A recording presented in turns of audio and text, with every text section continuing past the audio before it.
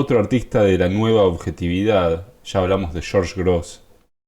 En esta ocasión vamos a hablar de Otto Dix. Otto Dix me fascina, es un artista que me encanta. Les va a gustar mucho a los que vienen del dibujo y les va a gustar mucho a los que vienen de la pintura y les va a gustar mucho a los del grabado seguramente. Hola Matías, hola Fabián, ¿cómo están? Es un artistazo.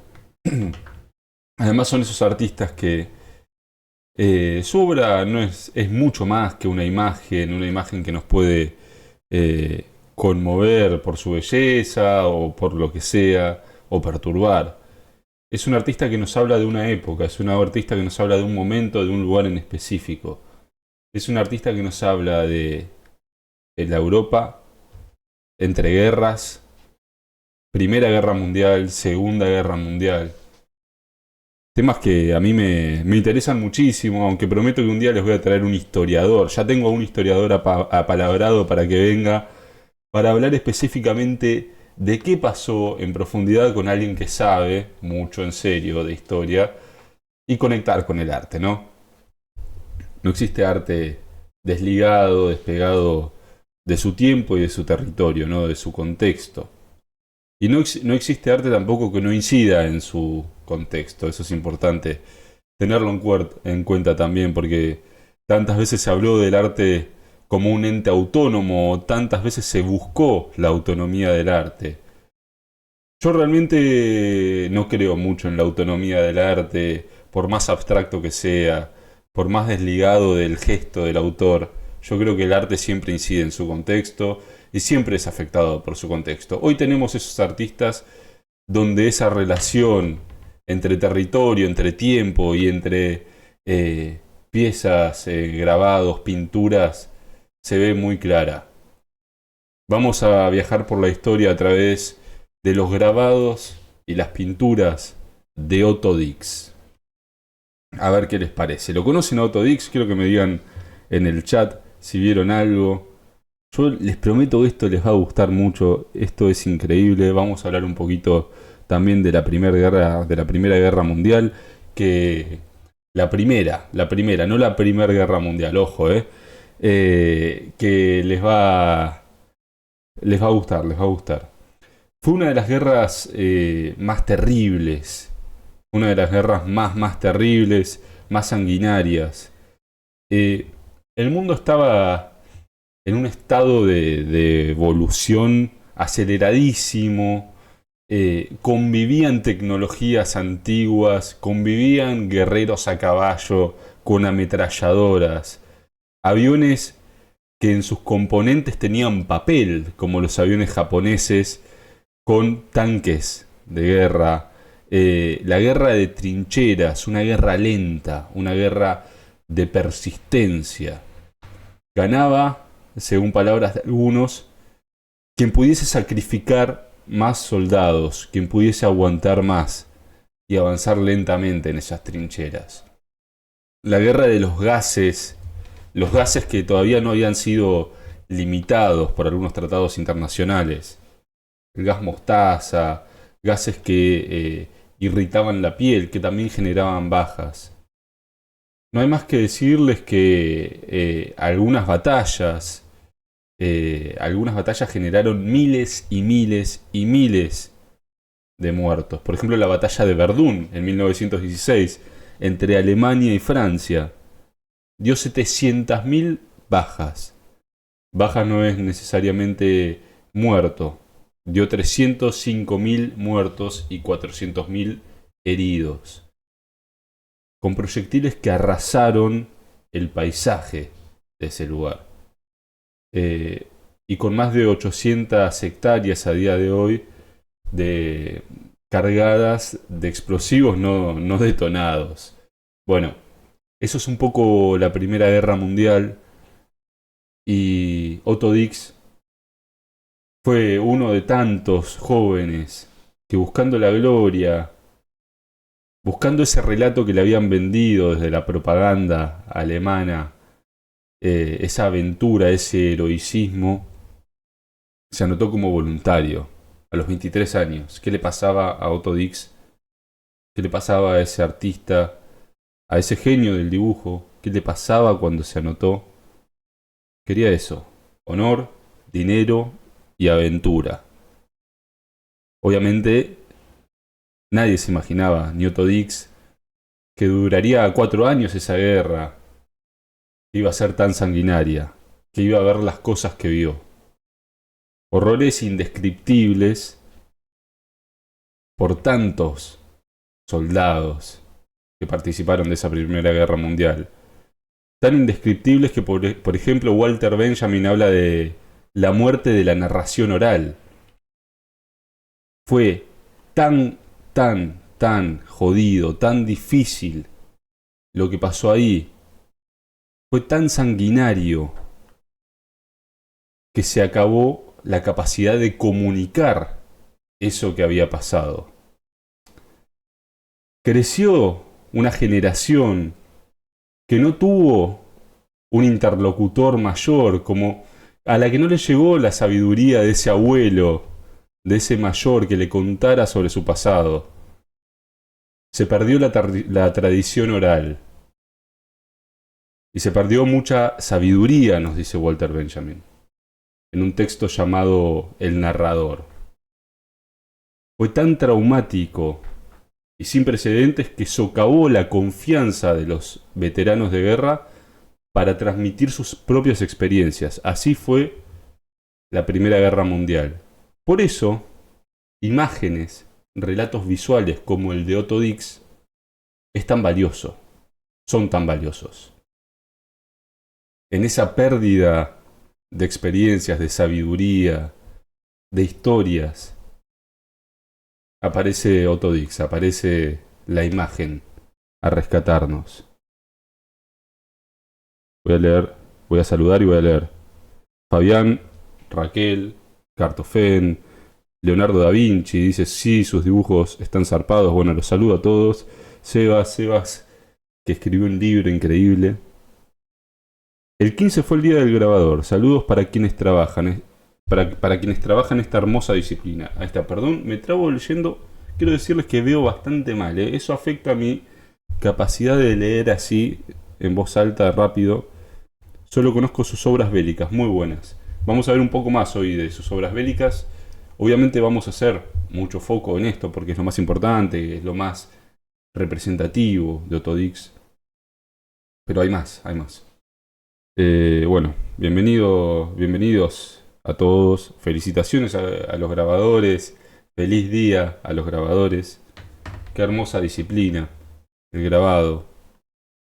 Contarles que lo que vamos a ver hoy, vamos a ver parte de una serie, por lo que más conocemos a Otto Dix. Es por una serie de 50 grabados llamados La Guerra, que hizo en el año 1924. Esos grabados son aguafuertes, pero son por lo que saltó a la fama, por lo que más lo conocemos. Pero bueno, hablamos entonces de una generación a la que le vendieron la moto, una generación de jóvenes que creían que se iban a encontrar con el honor, con el dinero, con la aventura a través de la guerra. Hay una película, por ejemplo, hay varias películas en realidad, porque es una película que se hizo y se rehizo, y que tiene un libro, está basada en un libro que es Sin Novedad en el Frente, no sé si la vieron, si no me equivoco, ganó el Oscar a Mejor Película de no habla inglesa hace unos años. Compitió contra Argentina, con Argentina 1985. No sé si alguien la vio. Sin Novedad en el Frente, peliculón. Habla de eso, de unos jóvenes que se alistan voluntariamente, felices se alistan, es increíble, y se encuentran con el horror de la guerra.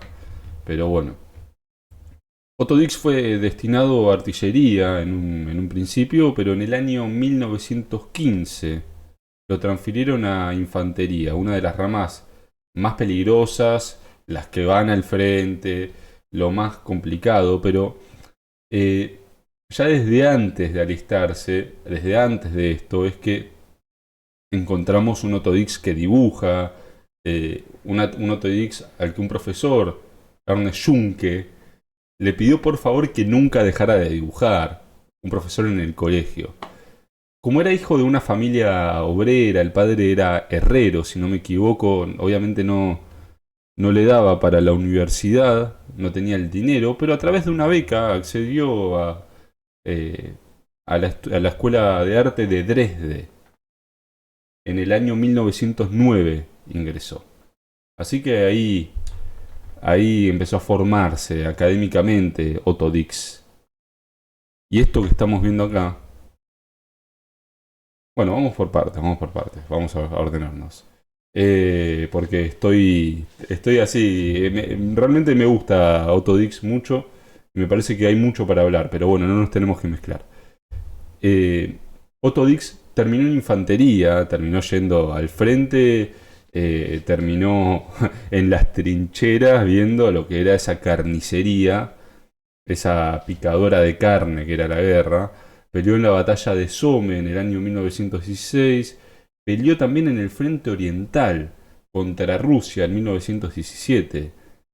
Pelear contra Rusia con lo difícil que dicen siempre que es batallar contra Rusia en Oriente, en su territorio, cerca del frío, sobre todo en el invierno, grandes errores de guerra, meterse contra Rusia en invierno. Pero bueno, y en el año 1917 participó de la ofensiva de primavera en Francia.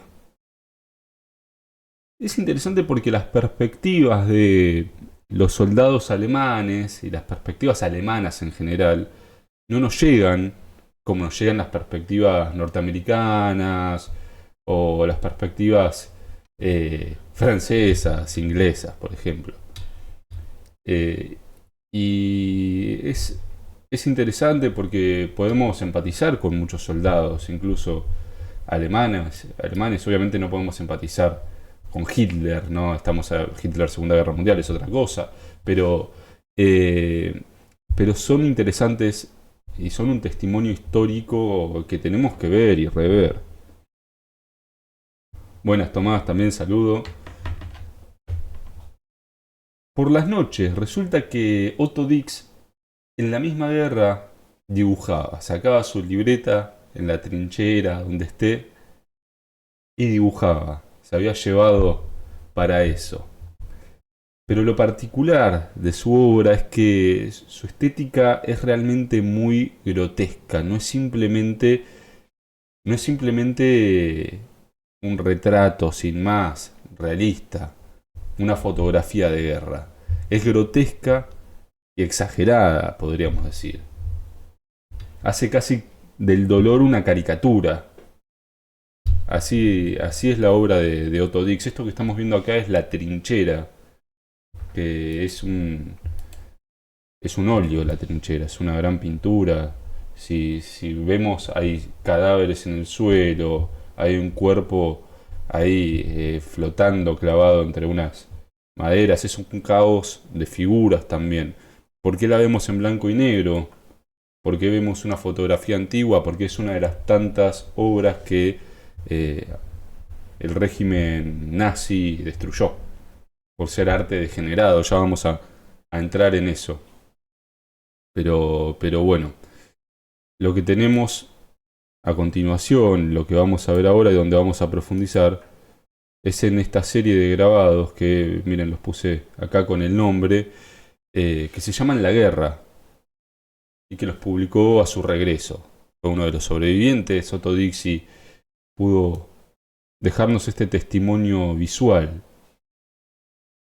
Tenemos soldados, soldados cadavéricos, famélicos a veces, cuando no son cadáveres directamente.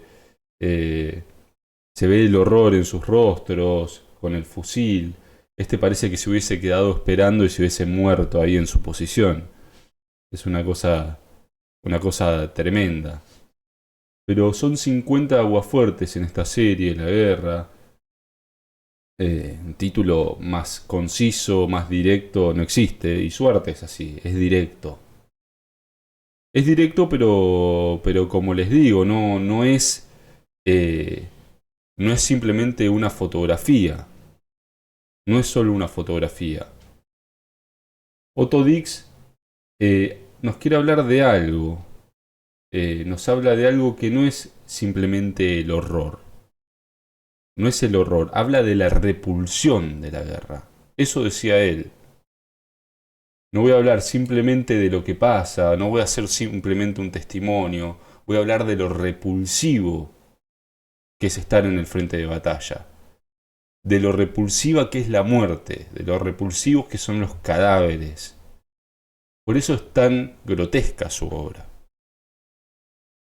Él, de hecho, que tuvo inspiraciones de otros grabadores de guerra, como Goya, por ejemplo, ¿no? Dice, mirando, nos dejó una cita, ¿no? Que vamos a leerla, que es, mirando cuadros antiguos he tenido la impresión de que falta exponer una parte de la realidad, lo repulsivo, justamente lo que les digo. La guerra fue una cosa repulsiva y pese a todo imponente no podía perdérmela. Hay que haber visto a los hombres en ese estado voraginoso para saber algo sobre ellos. Y esto es lo que vemos, es esto mismo.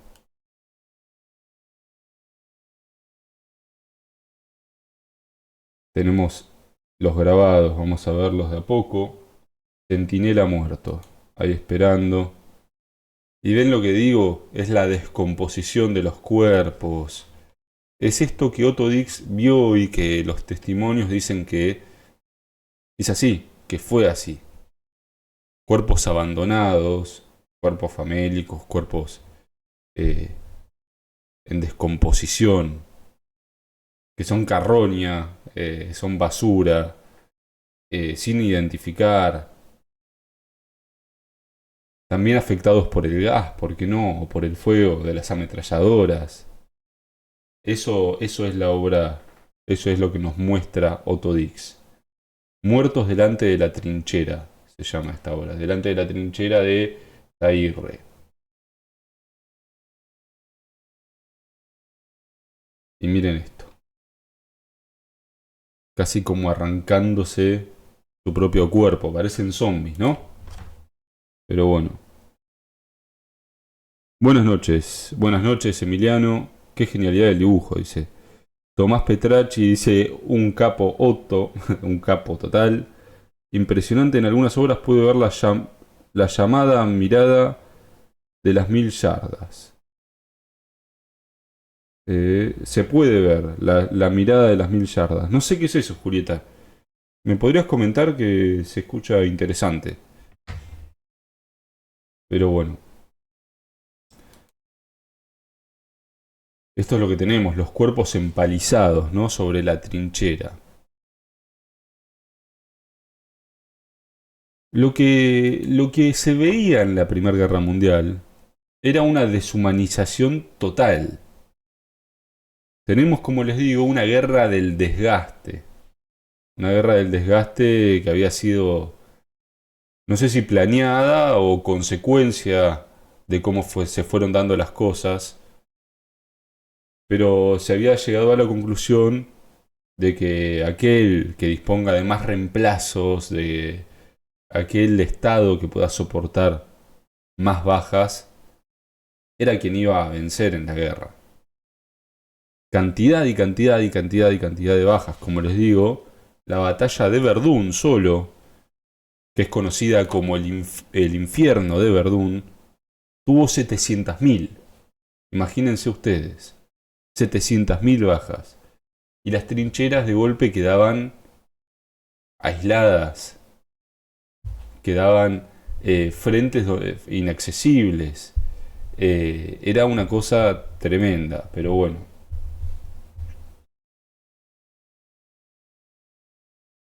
Y esto que vemos el día, vemos la noche, vemos rostros de terror, cuerpos en descomposición, o vemos simplemente paisajes desolados, como en este caso. Esto que vemos fue llamado la nueva objetividad. ¿Por qué la nueva objetividad? Uno podría decir esto es realismo simplemente, pero quizás podríamos enmarcarlo dentro del realismo. La nueva objetividad tiene la particularidad de que Habla de los problemas alemanes de posguerra, de guerra y de posguerra. Habla de la vida alemana, casi que rastrilla la realidad alemana de una manera objetiva, sin caretear, sin pintar, sin adornar, sin idealizar. Es así, es como lo vemos. Lo vimos en George Gross, hablando de la decadencia cultural de Alemania en la posguerra, ¿no? También. Julieta dice que la llamada mirada de las mil yardas es esa mirada de alguien que vivió el horror como desenfocada, es como una mirada perdida, ¿no? Aparece mucho eso, es verdad, aparece mucho. La mirada de las mil yardas fue característica de soldados que sufrían estrés postraumático. Exacto, mira, qué bueno, eso no lo sabía. No lo sabía para nada, pero me encanta. Y vamos a ver un poco más de esto, de George Gross, de George Gross, no, perdón, de Otto Dix. George Gross es el otro de la nueva objetividad, junto con Kirchner también. Eh, pero bueno, tenemos estos grabados. Este se llama Trinchera Desbaratada. Miren lo que es el agua fuerte, este.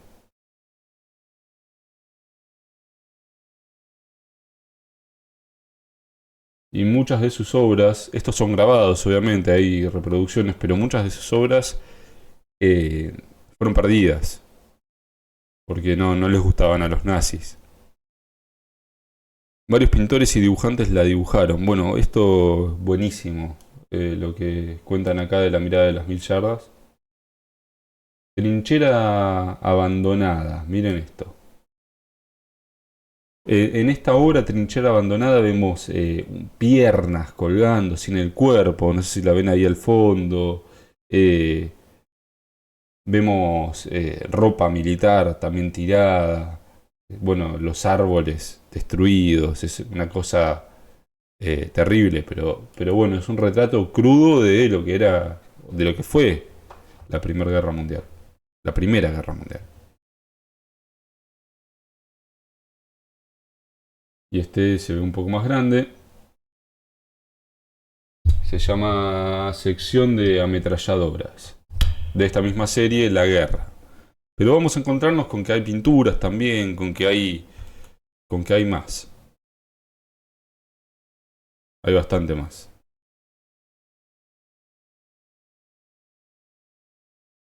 Tenemos también estos juegos de contrastes que son espectaculares porque sale el sol, esto podría ser primavera, podría ser verano, pero están los soldados agachados en penumbra, en la oscuridad, se llega a ver una mano ahí cortada, es tremendo. ¿Qué es agua fuerte? Es una forma de grabado simplemente. Es una forma de transferir la tinta y hacer reproducciones. Lo que tiene el agua fuerte que es una técnica que se usa desde hace muchos años. No sé, pienso, Polaiuolo era un grabador del Renacimiento, por ejemplo, usaba agua fuerte, era uno que había estudiado anatomía, abría los cuerpos, fue de los primeros artistas en abrir los cuerpos humanos para empezar a estudiar anatomía y hacía grabados, hay muchos grabados de Polaiolo que eran aguafuertes, también, no sé, Piranesi lo vimos, que era quien hacía las postales turísticas de la época, que pintaba las ruinas romanas, por ejemplo, también es después del Renacimiento Piranesi, para los burgueses que venían y viajaban y que se llevaban los grabados, eran aguas fuertes. Otto Dix se llama el artista. Otto Dix, hola Jennifer, ¿cómo estás? Igual va a quedar la reproducción andando. Otto Dix, y esto es un grabado que forma parte de la serie La Guerra de Otto Dix. Son 50 grabados que hablan de la Primera Guerra Mundial.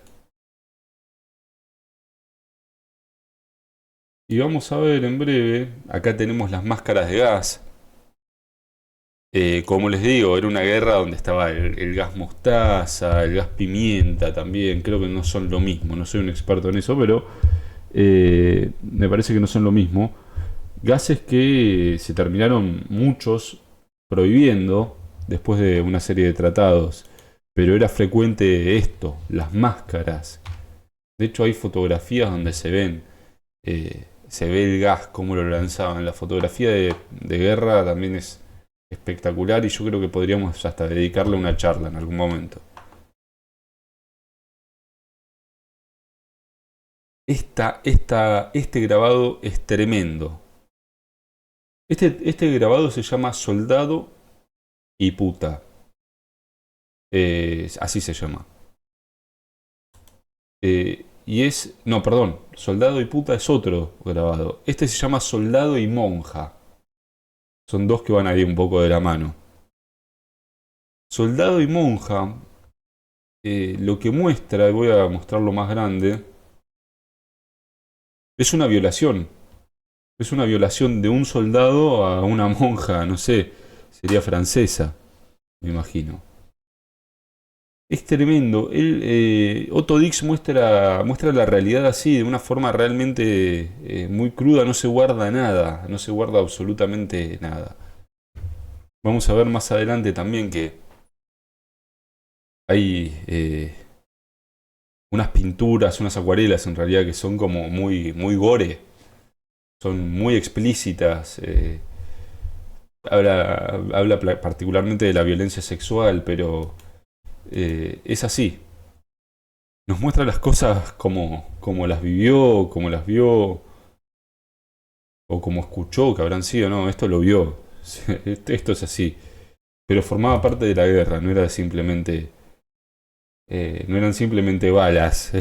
Eran pueblos tomados, eran violaciones, eran pueblos, localidades destruidas. La guerra era civil también, había llegado a esos planos. Pero bueno, tenemos esto, Soldado y Monja. Hay otra obra que se llama Soldado y Puta, no está, pero bueno, que habla justamente de unos soldados en un prostíbulo. Tiene un subtítulo que es Visita a la casa de Madame Germain en Méricourt, así que es en Francia. Pero bueno, resulta que Otto Dix tenía hasta pesadillas recurrentes, así había sido el grado, bueno, dentro de todo ese estrés postraumático, pero él nos cuenta directamente que soñaba que se arrastraba entre las casas destruidas. Era una pesadilla que tenía permanentemente, quizás esto era una manera de exorcizarse, ¿no? De liberar un poquito. Pero bueno, la particularidad es que él no se retrata a sí mismo, siempre retrata al otro, no es un autorretrato, son los otros eh, muriendo, matando, los otros sin nombre, anónimos, ¿no? Mutilados, escondidos, casi... Bueno, la palabra es la deshumanización, son como animales, casi. Bueno, que va a eso, va a lo animal de la guerra, sin duda. ¿Y qué tenemos acá? Esto es una de las grandes influencias suyas, que no vamos a detenernos tanto en esto, pero podemos encontrar un precedente. Y lo encontramos en Goya. Goya entre los años 1810 y 1815 hizo una serie de grabados llamados Los desastres de la guerra. Y Otto Dix los vio, llegó a esta serie de grabados en un viaje que hizo a Basilea. Es sobre la guerra de independencia española, ¿no? Esto. Pero tenemos algo similar, cuerpos mutilados, colgados. Lo voy a agrandar así. Así se ve. Raquel dice, wow, qué genial Otto, no sabía de él. Interesante punto de vista del artista como un artista de horror. Tremendo, es tremendo. Sí, sí, total, total. Pero Pero la diferencia entre esto y Otto Dix es que Otto Dix va a lo repulsivo también. Él pone el foco sobre eso mucho. O nos muestra también eso, lo repulsivo de la guerra. Pero bueno, tenemos como precedentes a Goya. A Goya con los desastres de la guerra. Que miren esto, qué bueno que está. Hablando de la guerra de independencia española. El nivel de detalle, dice Jennifer, sí, es increíble. El estilo de Otto Dix es mucho más estilizado, ¿vieron? Eh, es más, también hay que tener en cuenta esto. Estamos en un pleno momento también de vanguardias, comienzo de las vanguardias. Eh, Tenemos el expresionismo eh, un, como una forma también emergente en ese momento, y el expresionismo tiene que ver con la visión tamizada de la realidad por el artista. Que esté tamizada no quiere decir que deje de ser objetiva, por eso eh, George Gross o Otto Dix son expresionistas y a la vez pertenecen a la nueva objetividad. Son rótulos, ¿no? También. Si vamos a la obra de George Gross, por ejemplo, vemos obras que podrían ser futuristas, tranquilamente. Hay como una convivencia de movimientos, de vanguardias, de estilos, de rótulos en general, que a veces se nos hace difícil catalogar. Pero bueno,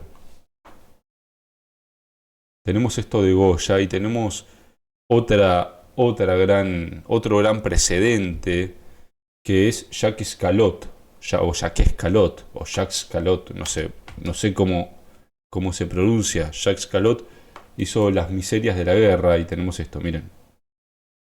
Es más alargado. Las miserias de la guerra habla sobre la guerra de los 30 años, y esto está buenísimo porque es de un conflicto que se da entre los años 1618 y 1648.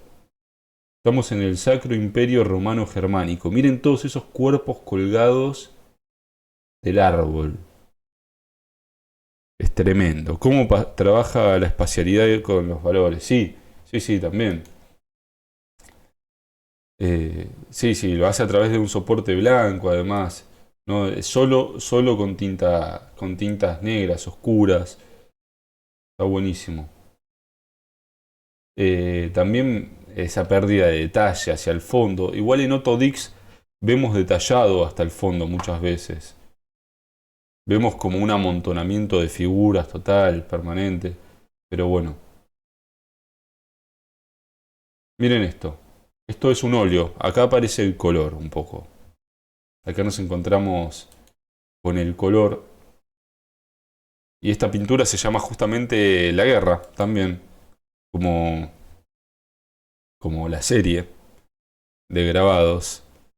La Guerra tiene su precedente en la pintura que había hecho llamada La Trinchera, que es la primera que vimos. Pero miren esto es una locura, ¿eh? Esto es una locura, porque esto es un tríptico, en realidad abajo tiene una pieza más. Exactamente lo que dice Juli, esa imagen es muy metafórico del árbol de la vida. No, puede ser, sí. Este es Jacques Calot, ¿no? Siglo XVII. Esta obra está buena, nos muestra en partes la guerra. Es otro tipo de trabajo, es un óleo. Y lo que tenemos son varias escenas. Del lado izquierdo tenemos un pelotón que va caminando, son soldados de los que no podemos ver su rostro de espalda. Caminando de lejos, vemos niebla ahí, que podría ser tranquilamente algún gas venenoso. Y se van desvaneciendo, ¿no? Hacia el fondo. Ahí aparece la espacialidad también, muy bien trabajada. Hacia la derecha tenemos otra cosa. Tenemos un soldado herido que es sacado por el propio Otto Dix. Esa figura que está de frente, de la que vemos el rostro, es Otto Dix mismo, mirándonos con esa cara del horror, esa cara deshumanizada. Podría ser esa mirada de las 1000 yardas que decían en el chat. No sé dónde se encuentra el óleo, es una buena pregunta. Es una que no tengo anotada esa. Pero, pero habría que buscarlo, lo podríamos buscar. Si alguien lo quiere buscar y poner en el chat, buenísimo. Parece una pintura digital, muy buena técnica. Sí, podría ser también. Sobre todo el retablo izquierdo parece, ¿no?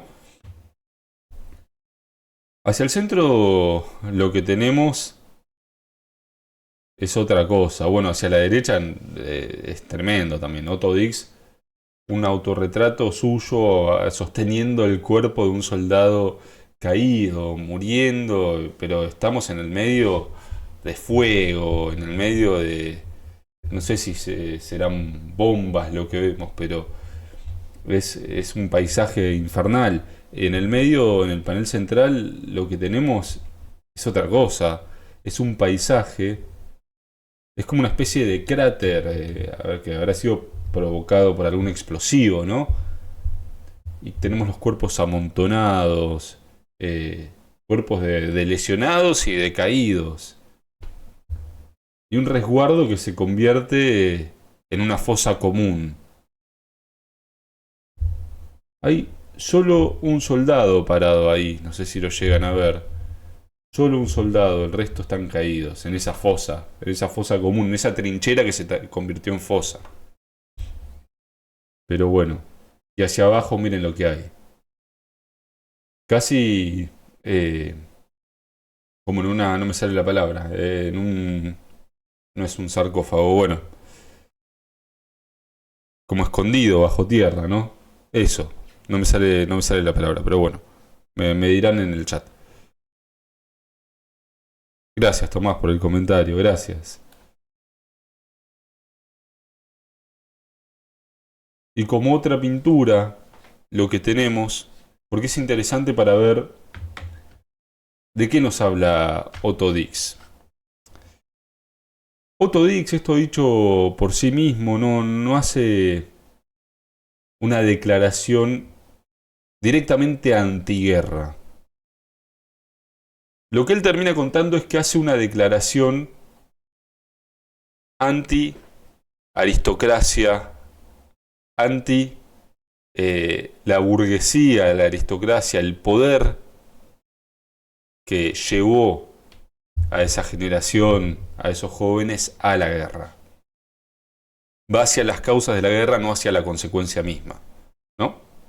Y esto que vemos acá es otro tríptico más, que lo podríamos comparar con George Grosz. De hecho, tenemos para ver algunas de vueltas de George Grosz. Lo que vemos es la degradación de esa sociedad burguesa, esto es posguerra, en la noche, ¿no? Entre fiestas, prostitutas. Esta obra se llama Metrópolis. Y es un paisaje muy similar al que vemos en obras de George Grosz. Esto es George Grosz y esta obra también se llama Metrópolis, de George Grosz. George Grosz, si lo ven, van a encontrar acá los rasgos de futurismo, del cubismo, el movimiento, ¿no? Las distintas temporalidades. George Grosz bebía mucho de las diferentes vanguardias. Esto es bastante posterior igual a... No, perdón. Esto es antes de la Metrópolis de Otto Dix. Pero también muy expresionista. Lo que tenemos es esto, ¿no? Ven que la espacialidad es más rebuscada, ¿no? Hay planos que se superponen. Tenemos un tren, es el avance de la tecnología, las máquinas, ¿no? De eso nos hablaba el futurismo, sobre eso se preocupaba el futurismo. Pero bueno, un movimiento muy asociado al fascismo también el futurismo, ¿no? Este es George Grosz también. Y miren, nos habla de lo mismo que Otto Dix. Nos habla de esa clase social, burguesa, entre la ciudad, con las prostitutas, van a la degradación cultural, ¿no? A lo horrible, a lo degradado que fue esa sociedad de posguerra. De eso nos hablaban. Hace poquito habíamos hablado también de el Art Deco, ¿no? Lo que generó la posguerra en general. Eh,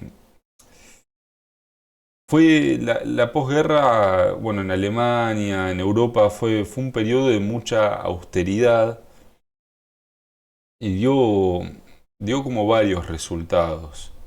Tenemos esa abstracción alemana oscura, casi como volviendo a lo que decía Walter Benjamin del fin de la narración, casi como una retracción del discurso hacia la abstracción más oscura, hacia el decir a través de la pureza absoluta, ¿no? Que puede ser una mancha, o puede ser una línea, o puede ser un gesto, ¿no? Te hablo de, te hablo de mi oscuridad, te hablo de mi pasado a través, o te hablo de la austeridad y la degradación cultural de la Europa de posguerra a través del color, a través del gesto, abstracción, esa abstracción alemana, ¿no? Y tenemos también manifestaciones como el Art Deco. ¿Qué es el Art Deco? Quizás como reacción a la austeridad, respondo a través de la opulencia, ¿no? Pongo mucho decorado, decoro mucho. El Art Deco también está muy influenciado en las vanguardias culturales y bebe mucho también de la cantidad de descubrimientos arqueológicos que se hicieron en Egipto, por ejemplo. Por eso hay tantas figuras planas, pero el Art Deco es eso. Bueno, no importa. Volviendo, pero tenemos esas reacciones.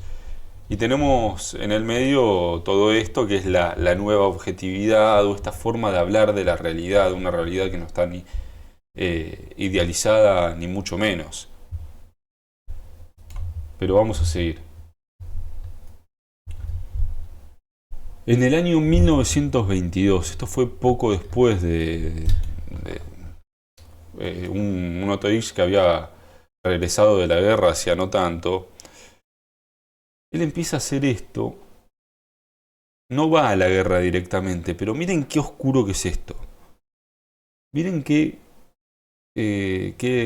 jodido que es esto, qué intrincado, ¿no? Porque empieza a pintar asesinatos. Esta obra se llama Asesinatos, de hecho, es una acuarela. Hizo varias acuarelas. Así. Son mujeres asesinadas, desnudas y aparentemente violadas también. Eso es lo que se ve. Y uno podría preguntarse por qué. No hay explicación de Otto Dix de por qué esto. Porque podría ser justamente una denuncia a esa degradación de la sociedad alemana. En Alemania, en ese momento era la República de Weimar, había cantidad de asesinatos muy famosos, algunos, eh, mucha violencia en las calles. Quizás nos habla de eso, o quizás es una manera de, de largar. Es una manera de sublimar, ¿no? Lo que le pasó en la guerra. Lo que vio. Vi tanta sangre, vi tanta muerte que me descargo pintando esto. Lo que me preocupa es qué vamos a mostrar en Instagram de todo esto. Yo no sé, es un poco complicado con Otto Dix. Pero bueno, miren acá tenemos otra. Miren lo que es una cosa bastante fuerte. Abajo hay dos perros teniendo relaciones. Es una cosa. Dos perros apareándose. No quiero ser burdo con el lenguaje, ¿eh? Por eso busco palabras raras. Pero bueno, tenemos esto. Y miren esto. Miren lo que tenemos. Acuérdense que estamos en el año 1922. ¿Y de qué nos hablaba George Gross?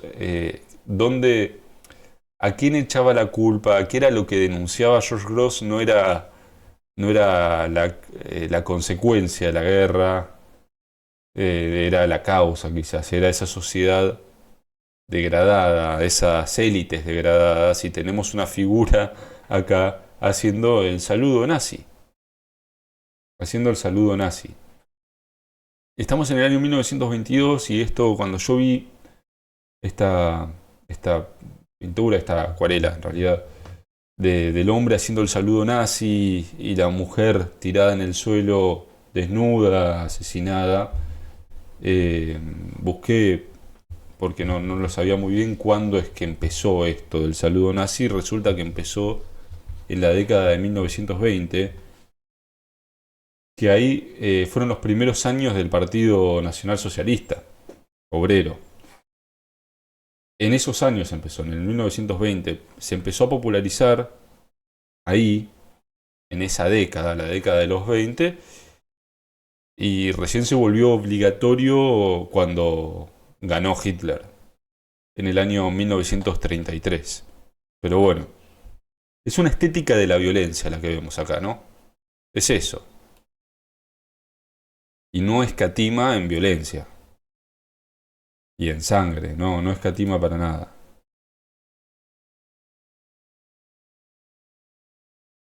Bueno, tenemos de todo. Tenemos esto ya avanzando un poco en el tiempo, pero eh, son figuras como payasos. Es una cosa eh, muy interesante porque es diferente acá lo que hace. Hay otros colores, es un poco más expresionista quizás en la manera de mostrar. Estaba un poco limado Otto, pero genial, estaba re limado Otto, estaba súper limado. Pero bueno. Describieron a la nueva objetividad a quienes pusieron el rótulo, ese rótulo, la nueva objetividad. Dijeron que eran quienes rasgan la forma objetiva del mundo. Representan la experiencia corriente en su tiempo y febril temperatura. Eh, Así, la forma objetiva del mundo. Que no quiere decir una forma que no esté tamizada, como vemos acá. Acá hay un tamiz absoluto del artista. Eh, pero, eh, pero es la forma objetiva del mundo, sin duda, es la realidad. Es interesante. Tenemos que hablar de una cosa, que es que cuando hablamos de la realidad tamizada, nos podemos confundir con ese tamiz impresionista, pero es diferente porque el impresionista lo que hace es tomar la realidad, tamizarla y representar eso mismo. Es inversa la relación en el expresionismo. El expresionista agarra la realidad y sobre esa realidad retoca, sobre esa realidad exagera. Es inversa la relación. El impresionista nos muestra su propia realidad, el expresionista nos muestra la realidad, tamizada. Pero bueno, esa es la relación, porque capaz que puede ser confuso. En realidad todos los rótulos son confusos, no importa. Pero a veces es casi una pérdida de tiempo detenernos en los rótulos. Pero bueno, genial. Genio, no, gracias, bueno, gracias. O no sé si le decís autodic o a mí, pero bueno. Capaz que muy narcisista lo mío, ¿no? Tomé el genio.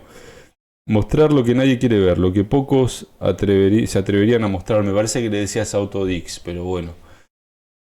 Tan simbólico también, tan simbólica la figura del payaso. Y sí, sí, sí, desde ya, Julieta. Pero bueno.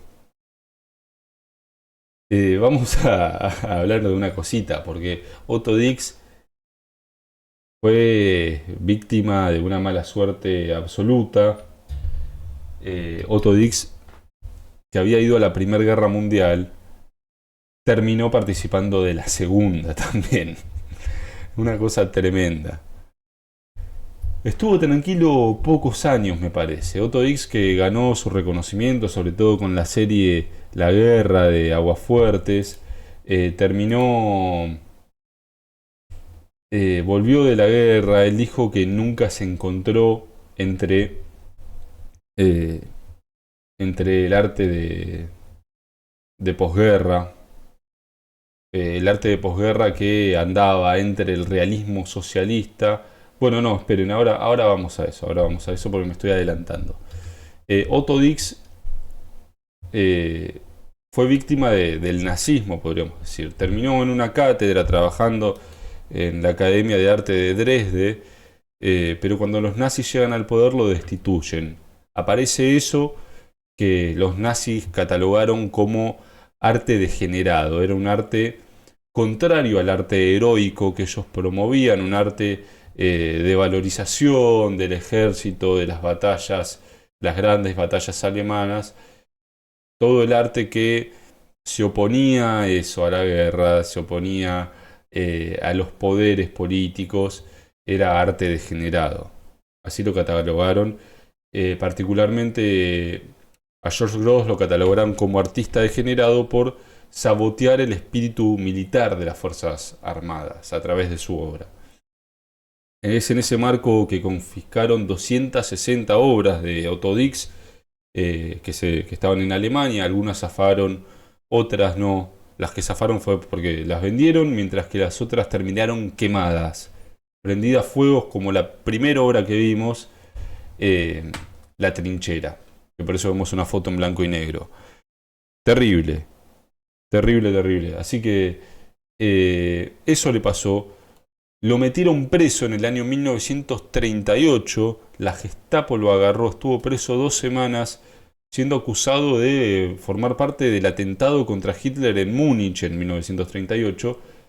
Y en 1945 lo mandaron. Yo no sé por qué no se exilió como George Grosz, no lo vio Otto Dix. George Grosz se fue a Estados Unidos, zafó, estuvo tranquilo ahí en Estados Unidos. Eh, pero lo mandaron de vuelta a la guerra en 1945, hasta que cayó prisionero de los franceses. Yo creo que ya estaría con menos ganas Otto Dix, un cuarentón ya, joven, ¿no? Pero otra vez esto. Pero bueno, estaba ahí, fue liberado en el 46 y cuando volvió siguió pintando. eh, Pintando cosas como esto, que es lo que vemos, que se llama Máscaras como Ruinas, pero oponiéndose siempre a esas dos grandes corrientes que había en Alemania, que era la del arte abstracto, este que les conté, y la del realismo socialista, que era de la parte soviética, obviamente, ¿no? Vamos a ver el realismo socialista, porque tengo una foto de esa, que el realismo socialista no era ni más ni menos que una corriente artística. El realismo siempre mostró las clases trabajadoras, los campesinos, los sectores marginados eh, de manera real, de forma cruda, ¿no? Lo que tiene el realismo socialista es que agarra la vida campesina para poner en valor los valores socialistas, justamente, la ideología socialista. Y lo que tenemos, por ejemplo, es esta obra que se llama El primer tractor. Llega el primer tractor con la revolución a, a la sociedad agraria, al campo. Bueno, esto es el realismo socialista. Desde ya les digo que los soviéticos en ese momento era un rechazo absoluto a los movimientos, estilos artísticos modernos como el impresionismo, el surrealismo, el cubismo. ¿Por qué era ese rechazo? Porque era una forma subjetiva de ver eh, al mundo. Era la mirada subjetiva del artista frente a una ideología colectivista como era el socialismo, ¿no?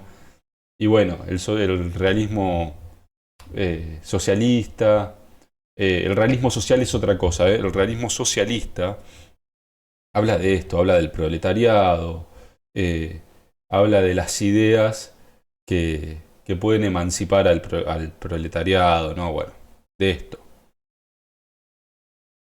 Y vamos a pasar un cachito.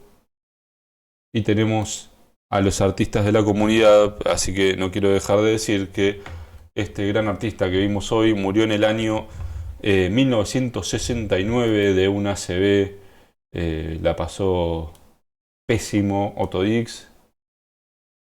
Yo creo que nadie quisiera ser Otto Dix en esta vida, pero nos dejó un legado y un arte maravilloso.